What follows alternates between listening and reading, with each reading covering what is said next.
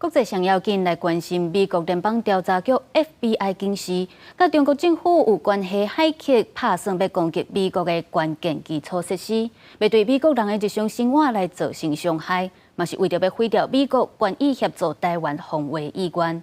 因那中国的外交部针对这件代志暂时无回应。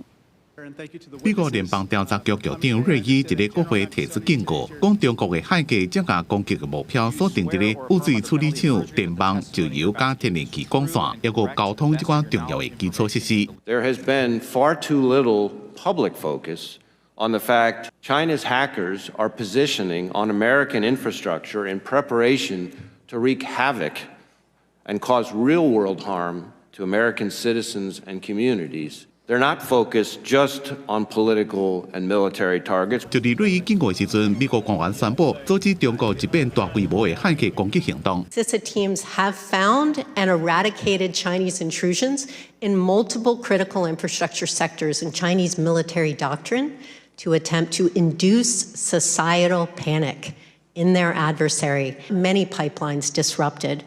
Telecommunications going down so people can't use their cell phone. People start getting sick from polluted water. Trains get derailed. This is truly an everything, everywhere, all at once scenario.